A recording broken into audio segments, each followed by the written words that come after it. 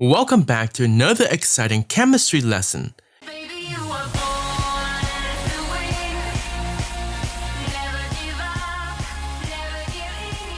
We learned that the periodic table has element group in period 1 all the way through 7, as well as in groups 1 all the way to 18, especially the representative groups, which are the group A's.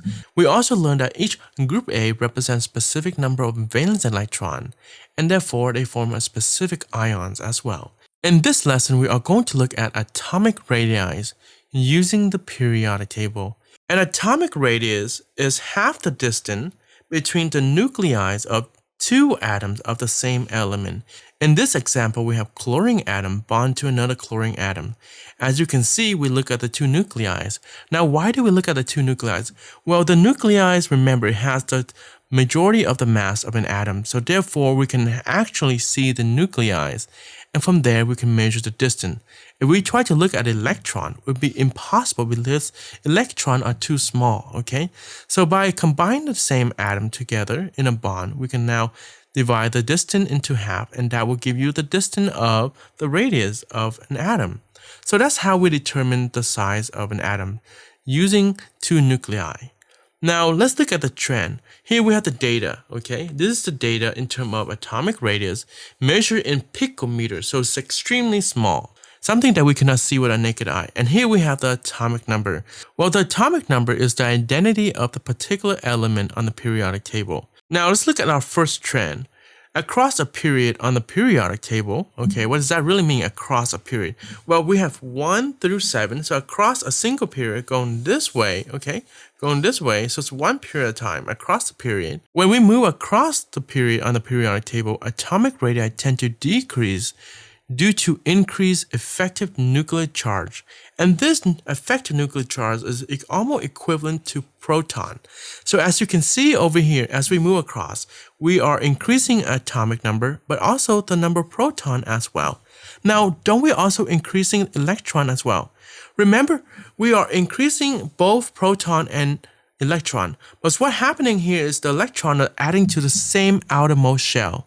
So that outermost shell electron is too far from the nucleus to have any major attraction. The key aspect that affects the size of an atom when it comes to electron are the inner electron, because we know that electrons are negative, and when we have negative next to each other, they repel. And that's why it's so important that we look at the inner electron and how it affects the size of an overall atom. But in terms of electron adding to the same outermost shell, it has very little effects on the size of an atom, comparing to the effects of proton. So therefore, the electron experience greater Coulombic attraction.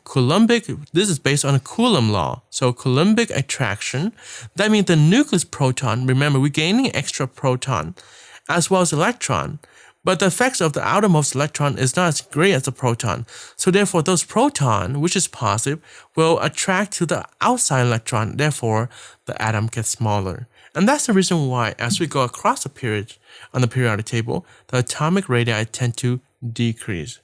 Now let's look at the importance of electron as we go down.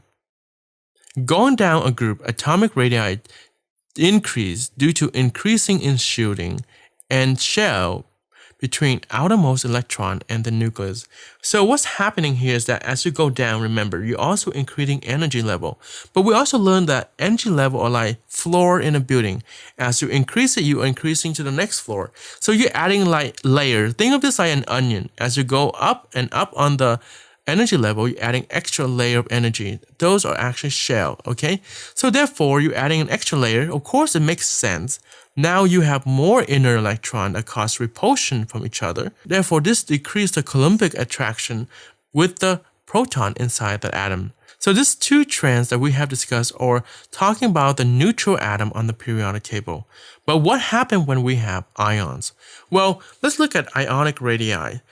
It turned out ionic radii have similar trend as the trend of neutral atoms, so you don't have to memorize them separately. So the trend for ions is very similar to the trend of neutral atom.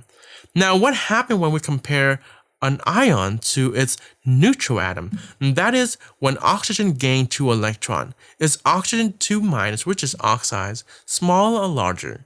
Or when lithium lose 1 electron, is it going to be larger or smaller? So when we have a cation, you see that T right there? That is look like a positive. So cation are positive. Now, because think of this way, if they lose their electron, okay, you're losing, what do you think is going to happen to your size? Well, of course, if you lose the electron, now you have less electron to repel from each other. So therefore, it's going to be smaller. So cation are smaller than its neutral atom because losing the electron decreases the repulsion as well. Now on the other side, when you have an anion, think of the letter N right there. Think of N as negative. If you don't remember what is a cation or an anion, remember the hint. T in cat look like positive, N in anion is a negative. So it's larger than its neutral atom. It makes sense because now you're gaining electron. So therefore you're increasing the electron repulsion, and therefore the inside nucleus will have a harder time to attract the outermost electron. And of course the size of the size of an atom gonna get larger. So that's a very easy process to understand. And since we are on the topic of ions, we have to look at something else, and that is what happens when an ions gain or lose an electron so that they have the same electron configuration as other atoms as well. Because we all learned that atom would gain or lose electron to get the same electron configuration as the noble gas. So in this case, if you look at this right here, sodium, which is right here, magnesium, they will lose their electron, okay? And what do they get? They will have the same electron configuration as neon. On the other side, nitrogen, oxygen, and fluorine will gain electron to get the same electron configuration as neon. So if that's the case, how do you know which one is going to be larger? When atoms and ions have the same electron configuration, they are considered as isoelectronic. So in this case, sodium, magnesium, nitrogen, which is nitride, oxide, and fluoride, they are considered as isoelectronic species. That's because they have the same electron configuration. If that's the case, when we have an isoelectronic species, the greater the number of the proton, the smaller the radius. It makes sense. The greater the number of proton, the greater the attraction between the proton and electron, okay? So that's the last step of atomic radii in terms of looking for trend and able to use the periodic table to rearrange the atom or ions from largest to smallest. So let's go look at some example problem. Here we have rearrange the atom or ions from largest to smallest. So the first thing we have to do is we have to use our periodic table, okay? And we have to circle them. In this case, lithium right here, and we have carbon right here, and we have fluorine. And we know that going across, what happened to the size? Well, radii do what? Radii decrease. And on the other side, if going down, radii do what? Radii do the opposite, increase. If you have a hard time memorizing, they are always opposite from each other. Now, in terms of notes, if you look right here, I have the periodic table right here. Just copy like this right there. See, I just have this generic periodic table going this way. Atomic side do what? Atomic side decrease. Going this way, going down a group, we have atomic side increase. So if you need to copy down the notes and able to reference to a periodic table, this is a good start, just a general outline of a periodic table. Now let's look at some example problem. In this case, we have lithium, carbon, and fluorine. So in this case, you can see we're going across a period right here, right? So this would be your smallest one. This would be your largest one. So from largest to smallest, this is your largest. So we have Li, that'd be larger than what? Carbon, and then would that be larger than fluorine? Isn't that easy? If I'm going to rewrite in a different format where I have the arrow the other way, so we have fluorine, which is less than carbon, which is less than lithium. I can do that as well. So the same pattern. So in this case, so it's the same answer, just written differently. Now let's try another problem. We have, again, the same thing from largest to smallest. So what we have here, lithium, sodium, boron, and aluminum. So lithium, sodium, and what else do we have? We have aluminum and boron. So when we have this kind of pattern where we have, this is two separate, right? Two separate energy level. So what take priority? In this case, the problem becomes more challenging. We have two type of trend, right? We have the vertical trend or we have the horizontal trend. So think of this way. Which one is more obvious to us? When we're adding layer, right, it's become more obvious to us. So that's why we are going to look at this trend first by looking at the vertical one first. So therefore, we go down and we compare aluminum and sodium. So in this case, if we have aluminum and sodium, which one is larger? Well, of course, this one is larger because going this way, it decreases. So therefore, sodium is larger than aluminum because going this way, it decreases.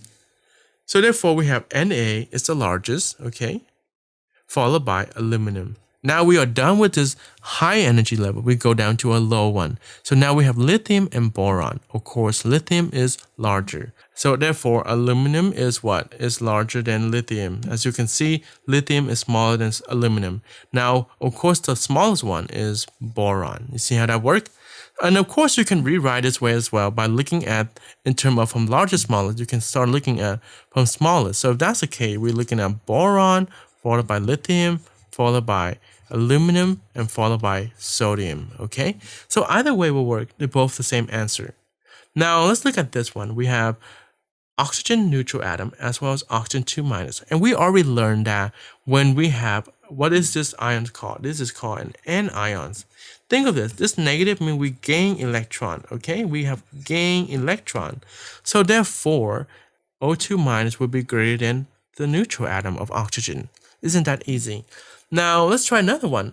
Rearrange the atom ions from largest to smallest. Here we have what? We have a positive charge. I mean, in this case, we have 3 plus, so therefore it lost 3 electron.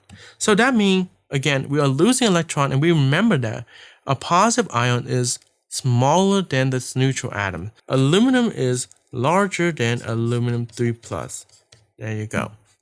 And lastly, we have an example of isoelectronic species, which they have the same electron configuration. So here, sodium has 11, okay?